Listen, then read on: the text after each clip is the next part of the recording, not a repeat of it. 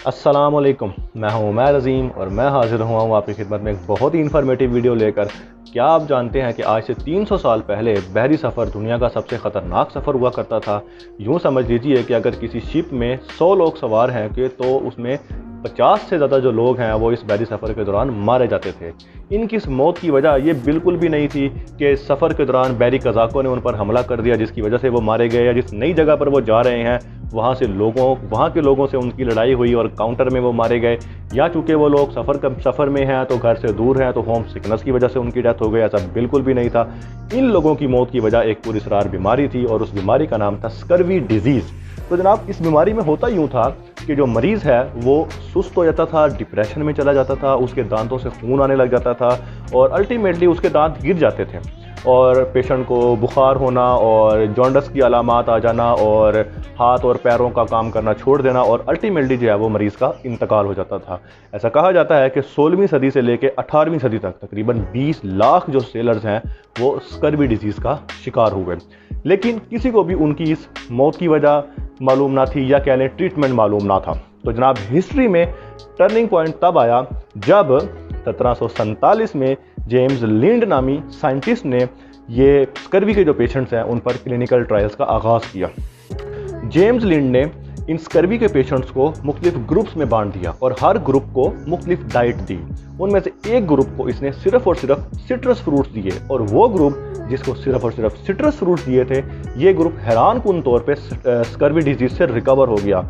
लेकिन जो जेम्स लिंड है वो ये साबित ना कर पाया कि आखिर इस सिट्रस फ्रूट्स में ऐसा है क्या जिसकी वजह से जो है ना वो पेशेंट्स जो हैं वो स्कर्वी से रिकवर हो रहे हैं। आज का इंसान ये जानता है कि जो सिट्रस फ्रूट्स हैं उनमें विटामिन सी होता है जिसकी वजह से वो पेशेंट जो है वो ठीक हो रहे थे, लेकिन जेम्स लिंड अपने वक्त में ये साबित ना कर पाया कि सिट्रस फ्रूट्स में ऐसा क्या है जिसकी वजह से वो ठीक हो रहे हैं। इसलिए जो royal society of London for the improvement of natural knowledge वो जेम्स लिंड के इन तजर्बात से ज़्यादा कन्विंस ना हुई, जिसकी वजह से इसको इतनी अहमियत ना दी गई।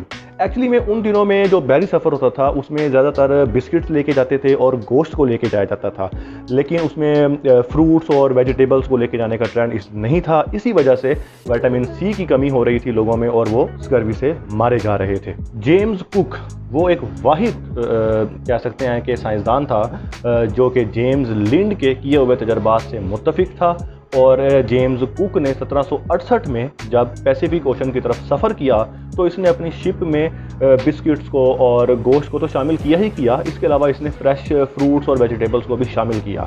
हैरानकुन तौर पे जेम्स कुक का ये जो सफ़र था टुवार्ड्स पैसिफिक ओशन, इसमें किसी भी एक सेलर की डेथ नहीं हुई जनाब, और इसकी वजह सिर्फ और सिर्फ ये थी कि इसने उन लोगों की डाइट में फ्रेश फ्रूट्स और वेजिटेबल्स को भी शामिल किया था। तो जनाब, इससे बहरी सफ़र में एक इनकलाब बर्पा हो गया और इस इनकलाब का चैम्पियन बरतानिया जो है वो बन के उभरा।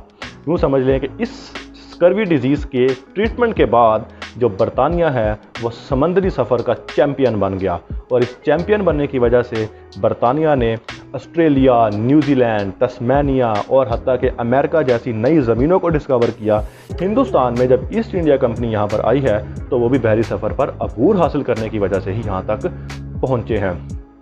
तो जनाब, मेरे नज़दीक बहरी सफ़र पर अबूर हासिल करना ही वो एक वाहिद चीज़ थी। इसके अलावा और भी बहुत सारे पैरामीटर्स हैं, बहुत सारे क्या नाम है चीज़ें हैं जो कि बरतानिया की तरक्की की वजह हैं, लेकिन इस स्कर्वी डिजीज़ पर अबूर हासिल करना ये एक वो वाहिद चीज़ थी जिसको कह सकते हैं कि जिसकी वजह से बरतानिया जो है वो उसने अपनी सरहदें जो है ना वो पूरी दुनिया में फैला दी। और ये बिल्कुल सही कहा जाता था कि एक वक्त ऐसा भी था जब बरतानिया की सल्तनत में सूरज गुरूब नहीं होता था। तो जनाब, वो इसी वजह से ही था कि उन्होंने हर जगह हर मुल्कों में अपने जो है ना वो अपनी हुकूमतों को कायम किया हुआ था।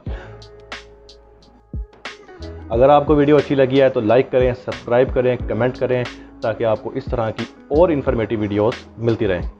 Thank you.